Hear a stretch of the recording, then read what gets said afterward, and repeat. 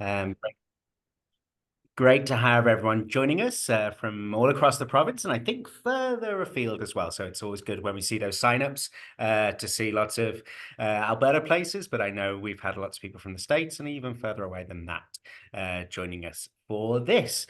To start, I'd like to, before we introduce the topic, I'd like to first acknowledge and respect that we're on traditional land, meeting grounds, territories, gathering places and traveling routes of Treaty 4, 6, 7, 8, and 10, and the home to many First Nations, Métis, and Inuit people. In the spirit of reconciliation, we acknowledge the land of those who have come before us, reside here now, and in the future. So thank you very much for everyone joining us and for Megan and Ryan from 910 Marketing for continuing our series, looking at various digital marketing tools, strategies, tactics. And today we are digging deep into search engine optimization, looking to don't get left out of Google search. So I'm not going to do too much of an introduction today, apart from the little bit of housekeeping I will do and say that use the chat there to kind of connect and to discuss what's being discussed. But if you have a question that you'd like the team, if you'd like Ryan and Megan to address, put it in the Q&A there. And that's just going to be a bit more closely monitored and definitely something that we'll hopefully pick up on through the webinar today. So we're just at 11 o'clock now and we'll be done by 12, but feel free to ask those questions and there'll be lots of opportunity through the session for that. So over to Megan and Ryan. Thank you so much, Matt. I'm going to go ahead and share my screen and I'll let Ryan do a quick introduction of 910 here. Who we are. There we go. Perfect. Thank you, Matt, and the Business Link team. Lots of people in the background working with us on these webinars. So again, my name is Ryan. I am the CEO of 910 and one of the owners, and we are a fierce small team out of Grand Prairie, Alberta. That's where our offices are physically hosted, although we do have remote team members, Megan included. She's living the dream, working off grid, using Starlink. And we are an agency that focuses quite significantly on all things digital marketing. So when we think about our mission, so, what is it that we're trying to do as an agency? You can read it on screen, but in essence is we're trying to help small, medium businesses in Alberta become more self-sufficient and more proficient with their digital branded marketing. So within our philosophy, effectively, there are two main items, foundational items that need to be in place. And so we help them to build those. And then we provide training so that they can activate or manage or execute on that brand foundation. So the brand and the website are pretty central. So this is a tile representing the primary services of our agency. And you can see in the left, it's starting with the brand. We talk a lot about brand as being a foundation. On the far right, you can see that we kind of graduate to the training where we say, now that everything's in place, let us teach you how to manage this. And down in the bottom, you see websites and SEO, and those can very closely be tied together. And so today's discussion is about SEO, search engine optimization. And it is the one discipline that comes with a lot of jargon, a lot of technicalities. And although we do like to get technical and we don't try to dumb it down for our clients and for our team members internally, but we do use a lot of analogies and we try to bring forward the most important things that are salient and that you can remember. So SEO is really just a game of being discovered on search engines. So Google, Bing, Yahoo, but Google's still the primary workhorse there. And we're ultimately trying to have you discovered on those search engines when people are searching across a wide array of search terms, keywords related to your business for a specific geographic region against a specific set of competitors. So we're going to kind of go through that. And so Megan, who leads our training academy, is a certified digital marketing professional. The first graduate out of our training program. She received her designation a couple of years ago. And so she is an expert in all things SEO and everything else under the digital marketing umbrella. So with that, Megan, have fun with this. And one last thing, I've already seen that people are putting notes and comments in the chat. We love that. I'll participate there as well. But if you have a specific question throughout that you would like for us to answer, do put that in the Q&A. It's just a little bit easier for us to track. But if you just have general comments, the webinar chat, which I see people are already using, is perfect. All right, with that, over to you, Megan. Thanks, Ryan. Yes, SEO can be quite technical. And I know when I first started in digital marketing, 4 or 5 years ago, it was really overwhelming for me because I didn't understand it. And now as I've developed my own skill set, being able to see kind of the network and the patterns of how it all fits together, it's become actually one of the more interesting topics to me. So with that, today we're going to be talking about what SEO is and some of the fundamental tools that you need in order to optimize your own content online. So as Ryan mentioned, fundamentally SEO is where you show up in search engines. So primarily we're going to be talking about Google because that is the most used search engine. It is the most used website on the planet. So most people are going directly to Google to be searching things. So that is what we're going to be talking about a lot, but these rules apply to other search engines as well. I'm seeing a lot of brand new SEO comments, so I'm excited about this to help demystify a little bit of that and break it down so it's not quite as technical and overwhelming.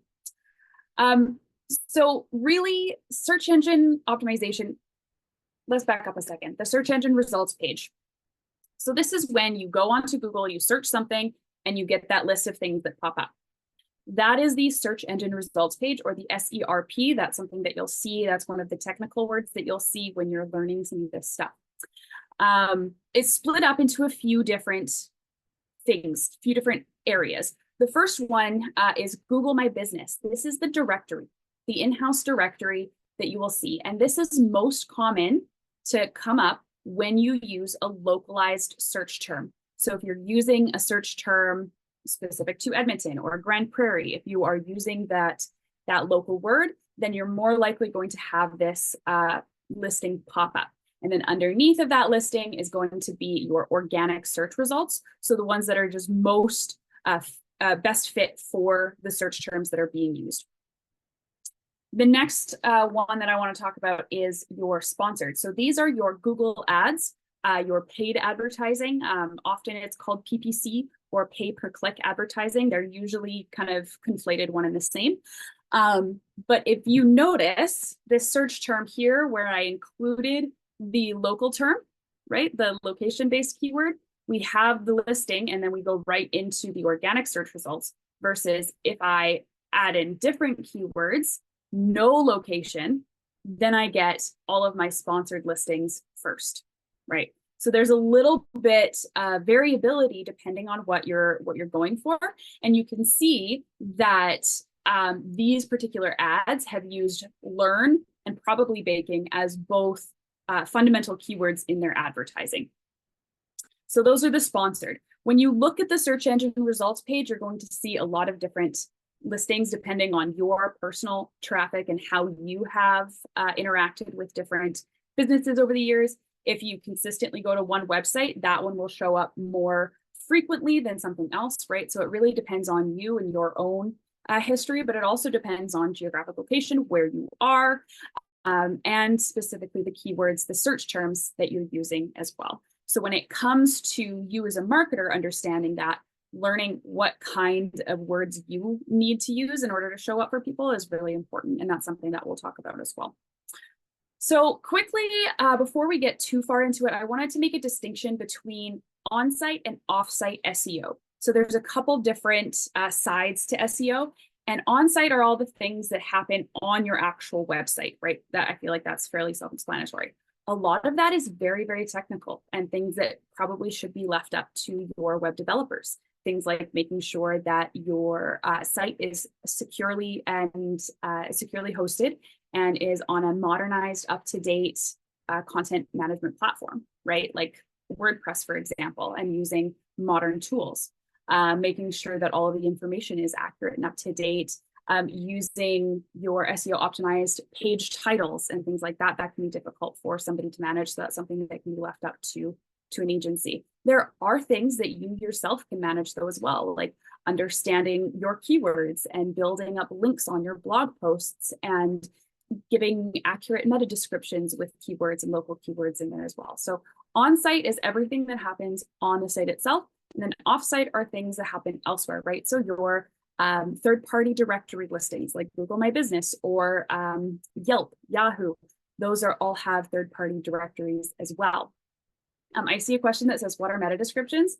And I will talk about that. So that is a question that will get answered in a little bit as well, but we'll talk about why meta descriptions are so important. But just briefly, this is a meta description. So it shows up just right underneath of the link when you're looking on a search engine results page. Social media has an impact on your SEO. It's not a direct link, but there is positive social signals that get sent back and forth between those websites. So when you have high traffic coming from your social media page to your website, there is positive signals that are sent, and that increases your SEO.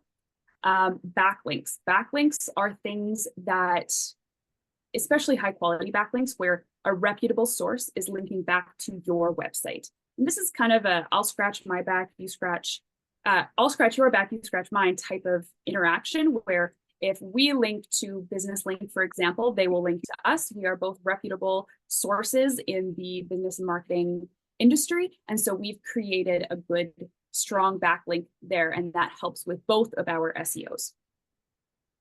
And then the last thing here is brand mentions. Those are really important for brand recognition and gives you a lot more authority and value. Yeah, Ryan, go ahead. Yeah, I just wanted to add two clarifying comments. One thing I like to make explicitly clear for our clients is to say out loud and to recognize that, wait a minute, there's things that can happen off of my website that will directly impact my website's discoverability on search engines. And one of the things I like to do is, once we get into this and we think about all of the different hundreds of things you can do to move the needle for SEO, simplify it and say, in a world where your website and your competitors' websites are identical in all of the things that they're doing, save for this one difference. And you can say, imagine Google looking down in the sky, and your website is about the same as your competitor website, except for you have no links coming to it from the outside world. Whereas your competitor website is linked to from the Better Business Bureau, from Business Link, from Chamber of Commerce, from their LinkedIn page, from et cetera, et cetera. So all these little backlinks really help. So it's really important to just kind of flag in your mind that there's lots of things that can happen outside of your website that really help to pull you up. And just a little bit more information about the meta descriptions, where Megan showed that meta description data coming forward on the search results page. We'll talk more about that, but I just want to flag, when it comes to your website, the on-site stuff, just flag in your mind that there's tons of stuff that the humans will see, and there's a whole range of stuff that we do, which is really invisible to humans and just read by search engines. So this is where it kind of blends into the technical that we were talking about at the beginning. Back to you. Thank you. Yeah, and just on the meta descriptions and alt text as well, both of those are kind of things that both humans and the robots see. And so we have to optimize them for both, right? Using our keywords, but also making sure that it's readable for people as well. All right. So all of these things are great and dandy, but how do they all come together? And like I was saying at the beginning, it wasn't really until I started seeing the patterns and how it all fit into one that it really started clicking and making sense. So the way that Google weights these things is by a framework called EAT. And it looks at a few different things to combine to basically trust, right? So one is experience. This is two things. One, user experience. So that's the very technical side, the load, speed, all of that. And we'll talk about that in a minute as well. But the other side of it is your experience as the content creator. Google puts search engines in general put a lot of weight into your lived experience and the firsthand knowledge that you have. There's a difference between your book learning and your hands-on practical experience, because book learning can teach you all of the things, but it's not really until you get hands-on and start practicing that it makes it a little bit more difficult or it makes it makes a little bit more sense, right? When you start putting it all together. So the experience is twofold. One, the user experience, their experience going through your website. And then the second is your own personal experience with the topic. The next is expertise. So this is very similar to your own experience, but it's about your level of learning and expertise on a topic. So for example, if we're looking at the health industry, a blogger that has a lot of experience in health supplements, selling prenatal vitamins versus a website run by a prenatal health expert like an OBGYN their expertise is given more weight because they have more education, more experience, more expertise, right? So that's where the difference is there. And then authority. Authority is how trusted you are in the industry, right? So how common is your website to be cited by other people? That's where our backlinks come in. How often is your website visited by other people? That's all part of the authority, and right, how readily people trust you as a source of information. And that all combines together to the trustworthiness of your site and whether or not your site is going to be beneficial for consumers, right? Google, like any other platform, Yahoo, Bing, whatever your search engine is, they're all businesses. They operate by people, using their platforms, but also by being able to serve their customers, right? The people that are searching for different websites. So they want to provide the best information possible. And so this all comes together into the trustworthiness and how they rate your pages.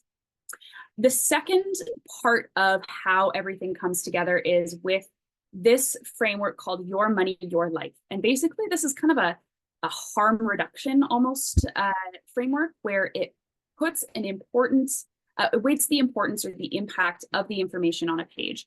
So this is not going to necessarily directly impact your SEO, but it has implications. So when we're looking at what type of information is really important, it's whether or not it's going to be harmful to have it or not, right?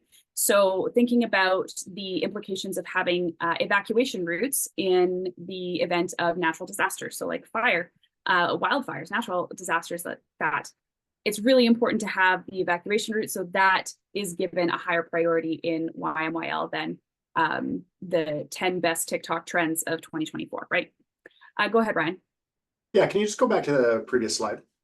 Yeah. I just wanted to, again, I like to always try to just simplify things. And I do this for myself all the time and say, okay, in a scenario where there's two websites, yours and your competitors, and all things being equal, your websites are both well built, you have the same level of content, they're kind of same, except for, and then you introduce one sort of, one element. And what we're trying to do is isolate, what is it about this element that is improving your search? And it's really, what would happen if I put user reviews and references on my website of the work we do? It both shows our experience, and reviews and testimonials significantly are strong signals for trust. When we are posting the type of stuff we're doing right now, where we're educating about our services, we're partnering with BusinessLink. BusinessLink is linking to us. That is pulling up our authority, but the information that we're sharing on our website, Google is seeing that we have a constant stream of material that's showing our expertise. And so when we're identifying the wide array of things you can do, there's no silver bullet. There's no one single thing you can do to be at the top of the search, but there's lots of little things that you can do. And on the whole, they're all really dialing in to this screen here. We're trying to showcase to Google that your website is trustworthy and relevant to the searches that people are looking for. It's just, it's like Google's trying to determine which website should I send this human to that will be the most helpful given what we know they're looking for from their search results. So back to you, Megan. Thank you. Great question in the chat there. So that really answered your question, Nikki, about if Google reviews affect your trustworthiness. To an extent, yes, because it showcases the interaction that you have with your clients there. But also, how does expertise get measured? A question from John. Is it through keywords or descriptions of the author? Yes, a lot of it is how you demonstrate your expertise on your website. So listing things like your certifications, linking back to well-known authority pages in your industry, and yes, using your keywords. So in like a blog post saying, I learned about XYZ, so you don't have to, kind of a thing, right? So now I have the authority, the expertise, and it's not why you should learn about XYZ. So there's a slight difference there, and those subtleties definitely do make a difference over time. Yeah, and actually just one little extra bit on that. There's something called domain authority. And so when BusinessLink links to 910, that BusinessLink would have higher domain authority than a new organization that just launched their website linking to us. So the quality of the people, of the websites and the external sources that are linking to you make a big difference. And where we mentioned Chamber of Commerce, for example, Chamber of Commerce has high domain authority. It's a really strong link, has lots of SEO juice, let's call it. So Yeah, absolutely. All right. So with the YMYL, Your Money, Your Life, the considerations here are impact on health, physical safety, financial stability, and happiness. So kind of all areas of your life and how important that information is and how it will impact the consumer at the end of the day. So again, the idea here is harm reduction. So placing or reducing the impact that scams and dangerous information have on the end user. So this is something to consider as well. Generally speaking, this has a less impact for small and medium businesses typically, but it is definitely something to be considerate of and how you would maybe fall within this. All right, so when it comes to Google My Business, we talked about that directory listing, right? That's one of the first things that pops up on the Google results page. So it's generally speaking, one of the easiest ways to stay at the top of that search engine results page, right? So when we're looking at Google My Business, you want to claim your business if you haven't done that already. So how you can do that is type your business name into Google and see if you need to own this business. So a little button will pop up underneath of the contact information that says own this business. You click on that, it will take you through the steps in order to claim it. If you already have done that and you own your profile and you can go in there and edit it, making sure you're staying up to date, right? Updating your hours, making sure your contact information is correct. If you move, changing your address, and then posting regular updates as well can help. People, and this is where we get into the discussion of optimizing things for people versus for search engines. People generally aren't going to necessarily see the updates that you post through your Google My Business, but it very much is seen by the search engines themselves. And so it's really beneficial to be able to stay active because again, it's a business, it wants you to use its services. By staying active and filling everything out that you need to fill out, it will benefit you exponentially. So making sure that everything is filled out comprehensively, you go through every step in every form field and making sure that you're providing comprehensive information is really, really beneficial. This is one of the easiest ways to zoom to the top without necessarily having to build a lot of backlinks and a lot of those extra things that happen offsite. All right. The other thing to be very considerate of is using your service keywords. So what you actually offer in your website, there's a lot of flexibility with your service listing in Google My Business that you can add in a lot of extra stuff. And then the second thing is making sure you're including a lot of those location keywords as well. Yeah, Ryan, go ahead. yeah, I just want to stress the importance of filling out your Google profile completely. This would be similar to if your business has a video and you upload it to YouTube. I see quite often, for example, a company would upload a promotional video and they would not take the time to add categories and tags and a description. And so then that video is inherently less discoverable and doing less work from an SEO perspective. And they took the time to invest in the video and they took the time to upload it, but they just got a little bit lazy on the forms. So if you claim your Google My Business profile, you'll go in there, you'll see there's lots of fields and there's lots of information that's asking. It's asking about your hours of operation and your parking and what does your company do. And so you should have a thorough list of your products and services, and it should be well thought out and it should be consistent to what it says on your website. And you should have the same address and the same phone number. So a little bit of attention to detail when you're filling out your Google My Business profile goes a long way. And then it's the same thing we'll talk about once you're posting a blog article on your website. Attention to detail, just take the time to fill it out properly and you'll significantly increase your results by virtue of following some best practices, which it's pretty easy to get a little bit lazy or lackadaisical on. And so we just stress the importance of that. Yeah, a really great question in the chat there. What if we don't have a physical location? Like you're running a business out of your house and you don't want your home address on the internet? That's definitely valid. From what I understand, you can put in a PO box. So if you have a PO box registered for your business, that is probably the best way to go about that. If you don't want your home address, there are definitely some hurdles if you don't have a physical location to go through, but you can get around that. And I think when you're setting up your profile, there is a button that says don't have a physical address, and then it will just, Google will have to verify you through a different way, but you can get around that. Yeah, you can also, there's still limitations and challenges with this. You can get a virtual PO box or a virtual address through like UPS, but then what it does is it shows your PIN at that location. And so, yeah, for businesses that don't have a physical address, the Google My Business profile, like the map directory listing, is less powerful, less useful than businesses with a physical location. Local SEO, as they call it, really prioritizes around helping people find businesses in their directory, which can be geolocated on a map. Yeah, absolutely. A question from Daniela. Where do you write blogs in Google My Business?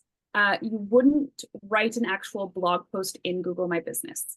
You would write that on your website and then share that to Google My Business through create and update. So when you're on your profile, you'll be able to see there's a little button on this on the left-hand side that says create an update, and then you would link to your blog post there, but you don't actually write the blog post in Google My Business. All right, so we've talked a lot about keywords and search terms. What does that actually mean? How do we figure that out? So there's a few different conversations that happen around keywords and search terms. Some very technical, technical terminology, but very commonly how it's taught is through a tiered system. You have primary, secondary, and tertiary keywords. So your primary keywords, you're generally going to have 1 to 2 per service area, where you have like the most important thing that you want to come across in that service. This is going to be something that people are going to be searching for. So if you have like technical services, you're going to want to use what people know it as, not necessarily what the actual technical word is, because again, this is for your audience. This is what they know. Secondary are going to be very important keywords, but ones that you're going to include more often in your subheadings on your website, in your text blocks and things like that.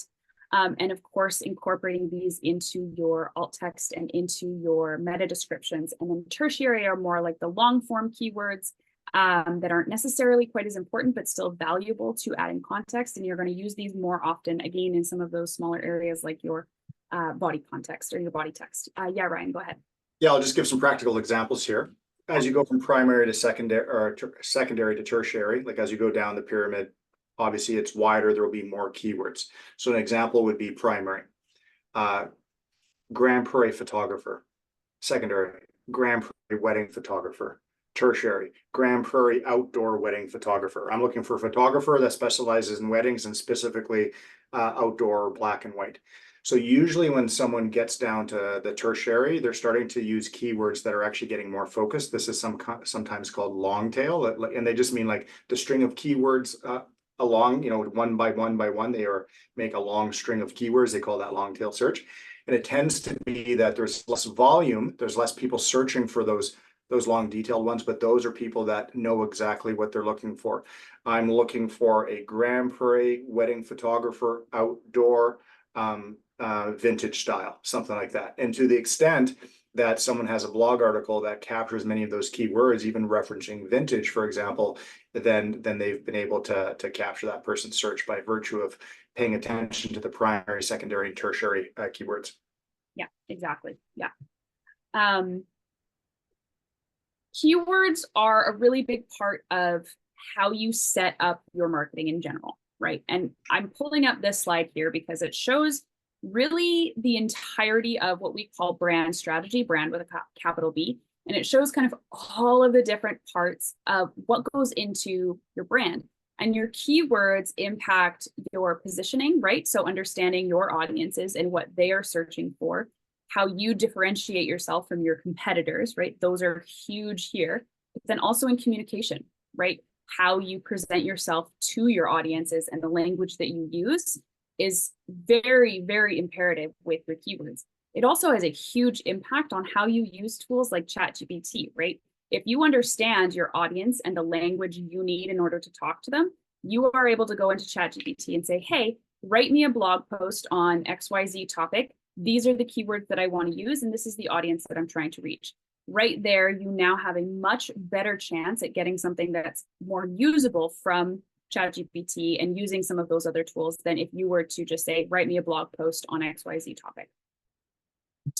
So it's really valuable to understand where these all fit together in your brand as a whole. Ryan, did you want to add anything else to how your keyword? Thank you. So when we're doing brand strategy, this kind of slide is really a framework that we follow to pull out, to facilitate all this information that we're trying to pull from our clients about them, about their company, about their clients, about their services, about their keywords, why they're keywords. Keywords, the words that people use, are really what they signal to Google. Hey, Google, please help me. I'm looking for X, Y, Z. And the string of keywords they use is really important.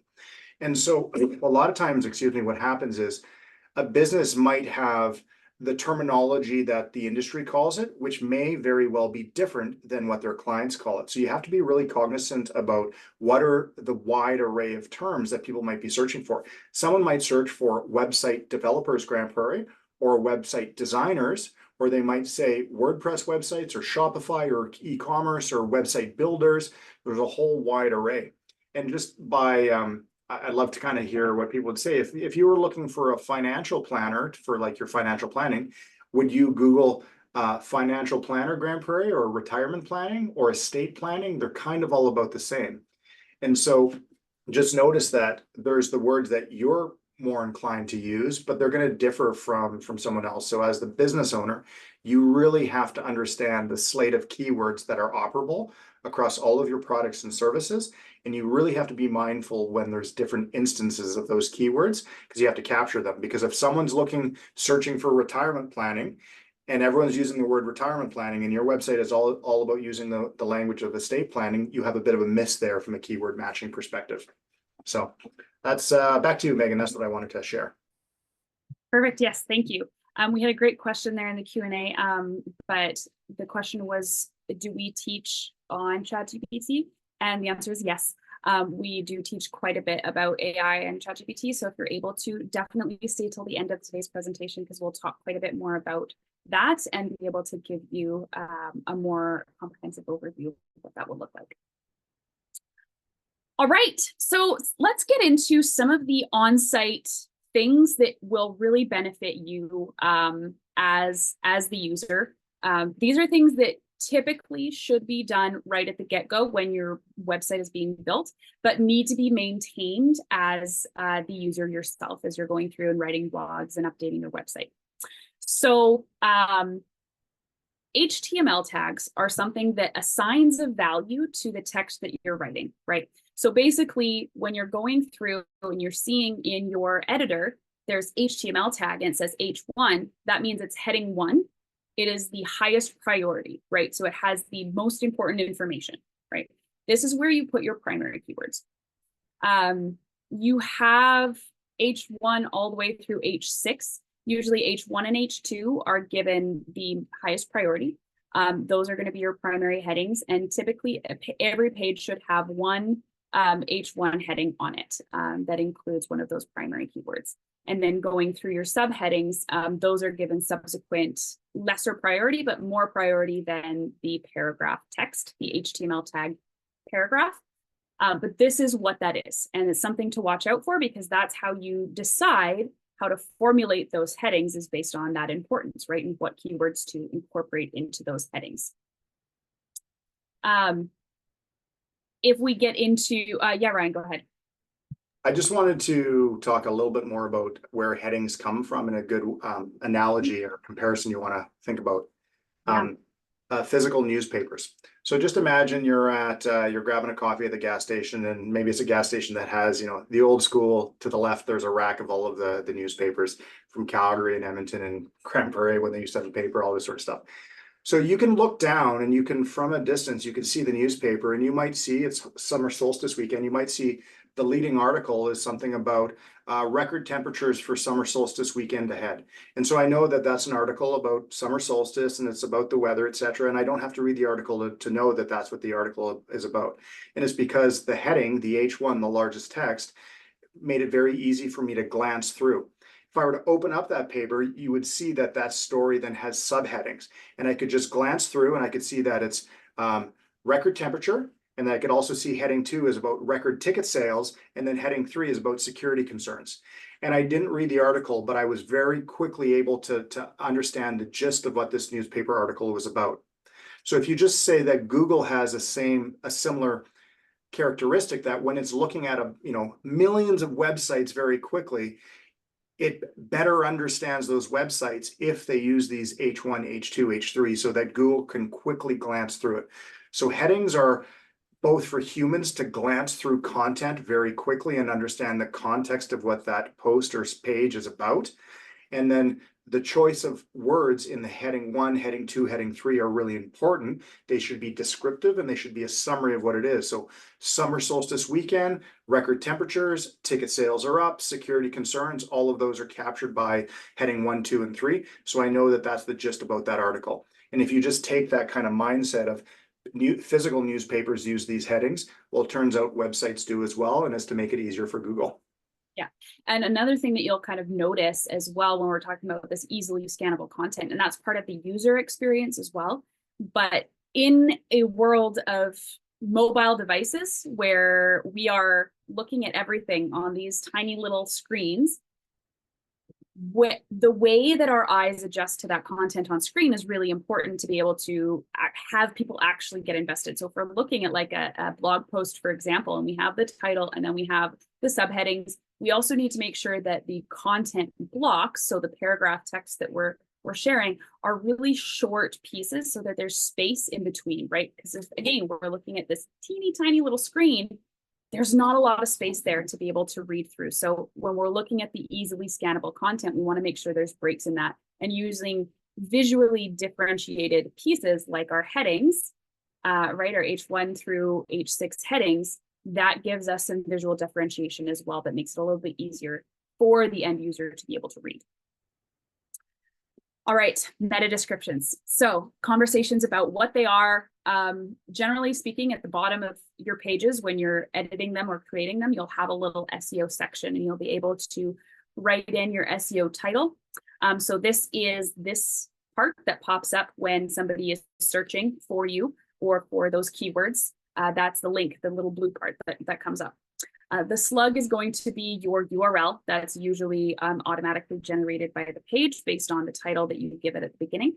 And then your meta description, right? Your meta description, it will usually, most platforms, the one that we use is called Yoast SEO. It works with WordPress, but it's a great platform to use because it gives you this little bar that tells you if you are in the right range for length, which is really helpful. But it also will give you kind of a variability if it's a good meta description as well. So what you want to generally include are your primary keywords and your location keywords as well. But because this is something that people will see, you want to make sure that it's readable, right? So you can't just say, or you generally want to avoid saying things like digital marketing bootcamp, period, digital marketing education, period, Grand Prairie, Alberta, period, right? That doesn't make a lot of sense, right? So we want to bring that into a meta description that makes sense to the reader. Now, if you don't put a meta description in, search engines will pull from the page. And I'm going to bring up a meme that I found quite funny as just a great picture of why meta descriptions are so important to write yourself, because it will just pull from the page. And all of a sudden, your cockatiel, learning about your cockatiel and what kind of diet it has turns into cockatiels eating pregnant women, children under 5, and senior citizens. I'm sure that's not what the page actually says, but that's what the meta description is, right? So this is why it's so important to follow those best practices, because sometimes you can end up in a situation where it really doesn't make a lot of sense and you end up as an internet meme. This is one of my favorite ones. I've shared it quite often. It's I love it, but a little bit of humor for why meta descriptions are important. All right, alt text. Alt text is something that is assigned to photos. Photos have a few different areas that you can add in information about it. One of them is through the file name. So when you are saving the image, making sure to add in like, your business name and what the image is. But then the alt text, it stands for alternative text, is both for sharing with screen or site crawlers like Google, Bing, the search engines, what the image is without having to dissect the image itself. And second, it's an accessibility tool. So for people who are visually impaired who use screen readers, they will read out the alternative text of the image rather than, I mean, obviously because they're visually impaired, they can't see it. So there is twofold there why you want to include alternative text into your images. And again, it's very beneficial for your SEO because it adds another area for keywords. Now, as we're talking about keywords quite a bit, I do want to mention keyword stuffing because that is different. Keyword stuffing is where you put a long string of unnecessary, irrelevant keywords into hidden places, like an alt text, or you put it into your website and make it the same color as the background. Those things are intentionally deceptive and are actually harmful to your SEO.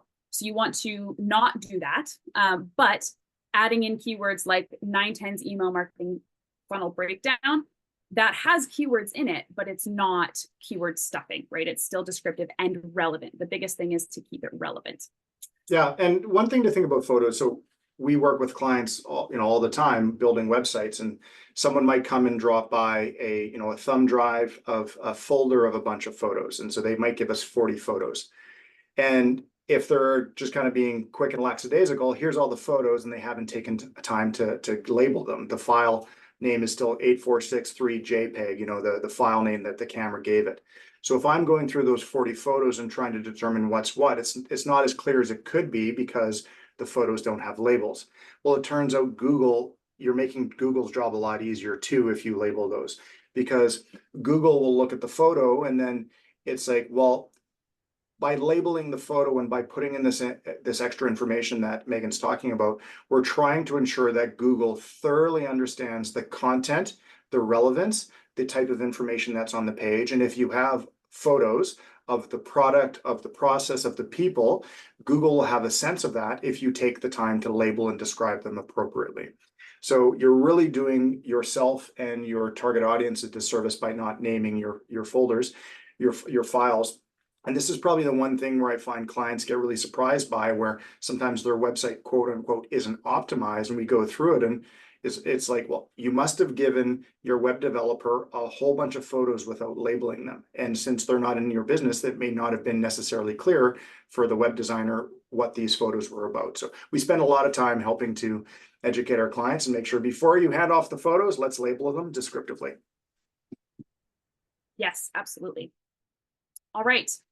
So user experience. This is something, a big part of this relates back to the website development and handing this off to your website team, right? So when we're looking at the site security and the age of the website, that's something that you probably can't manage on your own unless you're a web developer, right? You want that to be a primary thing that your web team is paying attention to, right? So that's a big part of your user experience at the end, right?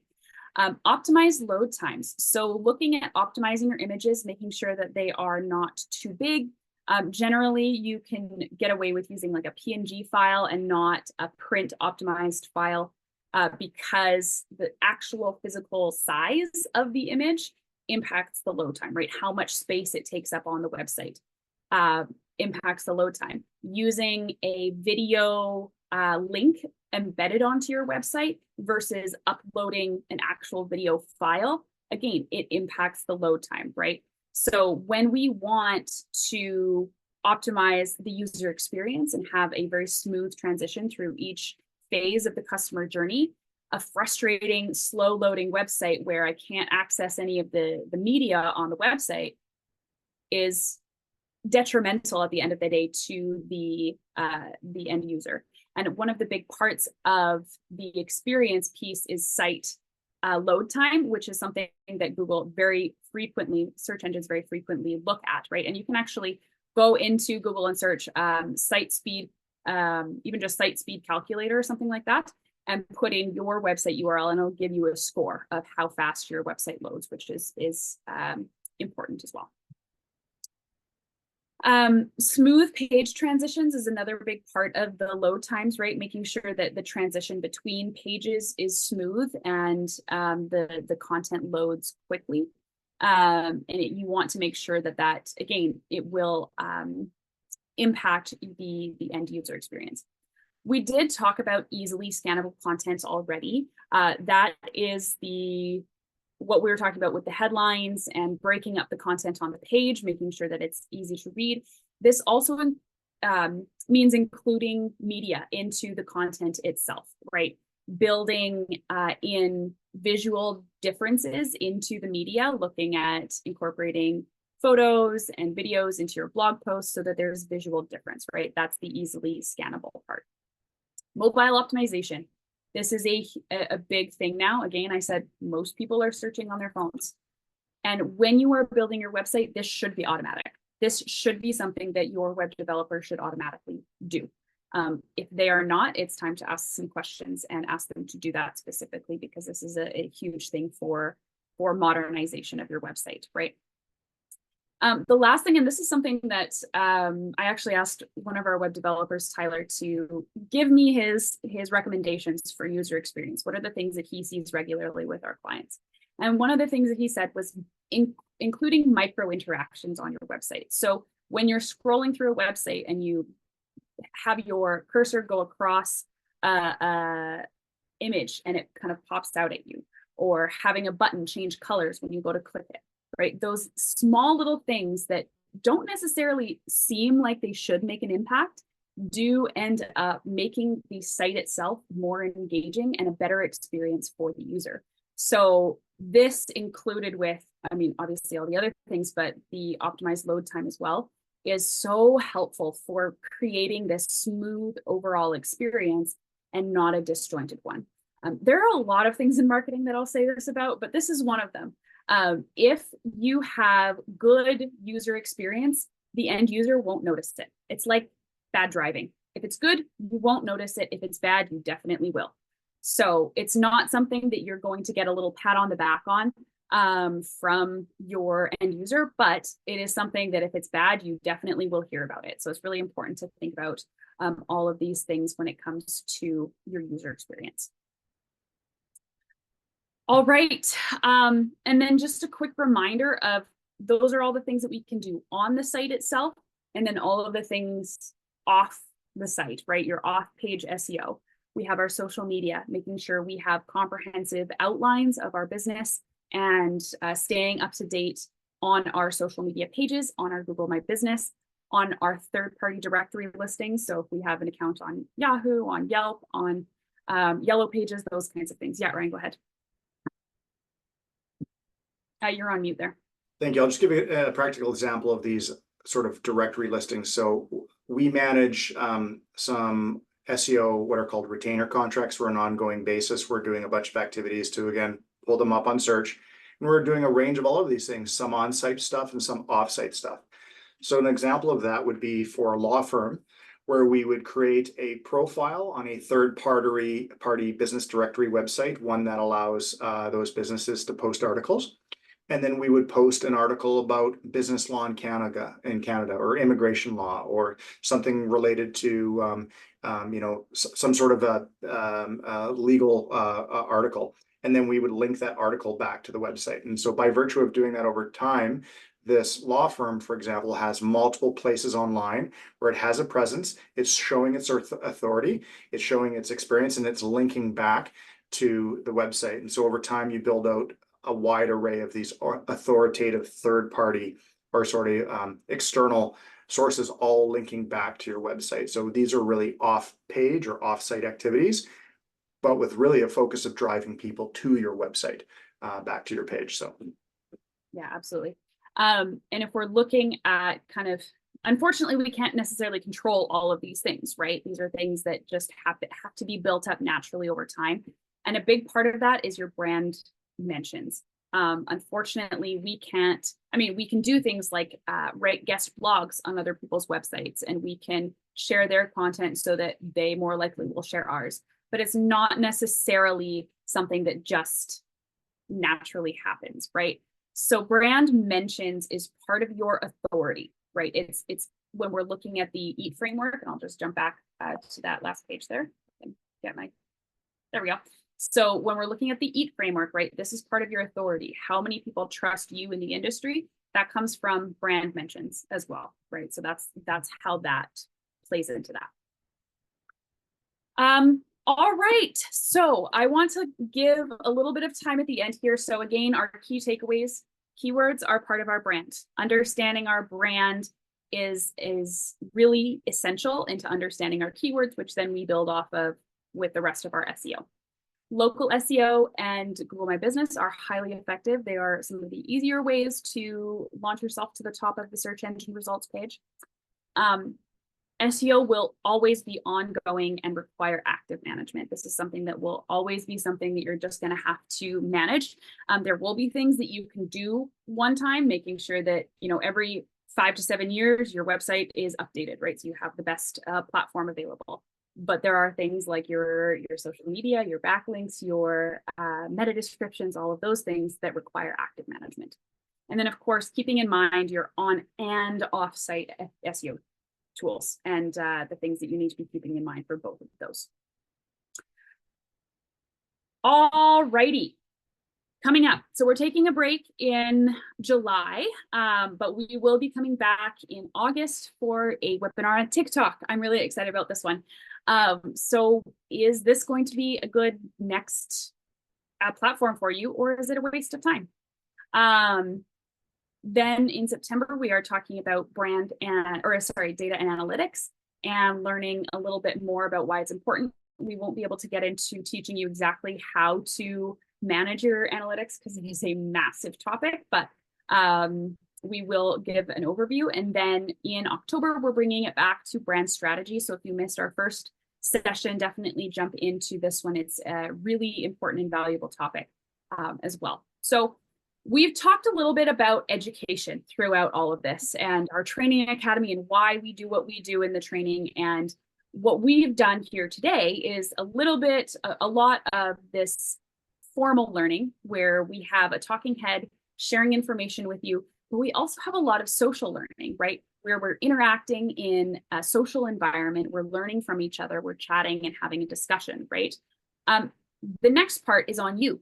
You have to go practice this, right? Because I can tell you everything that I know. I can give you all of the tools that I have, but it ultimately comes down to you whether or not you're going to put it into practice, right? And this is where the most value from our learning comes from, is from that hands-on practice. And if we're looking at the EAT framework again, that experience, part of that is your content creators' hands-on experience with the topic. So it all comes back together. But the reason I bring this up is because this is how we approach our training academy, right? Where we have our formal learning, but we also have our training community where we have these live classes, and we really encourage and enforce this experiential learning part of it to make you practice basically and to get the most out of these experiences. So we have 21 different formal courses. These are that first 10%, right? That 10% of the learning that comes from the formal talking head. These are online, self-directed. The content and the information is taken directly from the Digital Marketing Institute. This is licensed from them. And I see that I'm missing just a couple of the courses here, but we have an AI course. There was a question about whether or not we teach AI. There is a full AI course that we can offer as well. And then we do have in our certified professional program, which is actually certified through the American Marketing Association as well, there is an entire module section on learning AI and AI's role in digital marketing. Now, these courses, when we combine them with our learning community, do qualify for the Canada Alberta Job Grants. This is part of making the education more accessible. If you qualify for the grant yourself, that is a 66% subsidy. So it's a really big deal. And then on top of that, we are offering a 15 to 20% discount on these courses for you too. So then the learning community, which I referenced a couple of times, this is a private community of our students where we do live classes weekly. We have these discussions through Zoom, and they're recorded and shared as well, so that you have all of those resources after the fact. We have all of these things that are super beneficial to you to activate your own learning, right? And that experiential part of it, and then that social part of it, right? Networking and collaborating with your peers. So what we are offering for you is the first 2 months in your learning community. So that thing that I was just talking about, that private student community with the live classes, 2 months free. So that's $350 towards that. And then continuing on in the learning community is $175 a month after that, which is fantastic. And then of course, getting that 15 to 20% off the course costs, plus that grant and subsidy. So really, really encourage you to take advantage of this. If you would like to, please go here, fill out that form. I will copy the link to the page. Oh, Ryan already popped that in there, so that's perfect. Definitely head over there, check that out. There's a video on there talking about this as well, but I really encourage you to take a peek at that, because there's a lot that we talk about. And actually, in July, we are having a very special guest speaking in our training academy from the Digital Service Squad in Grande Prairie. So I know that Business Link also works with the Digital Service Squad, the Edmonton portion of that. And so we are partnering with the Grande Prairie chapter to be able to share some really, really excellent information in our training academy there. So I'm really excited about that, and you should definitely take advantage of that, because you could get that for free. So thank you so much for being here. Ryan, did you have anything else to add?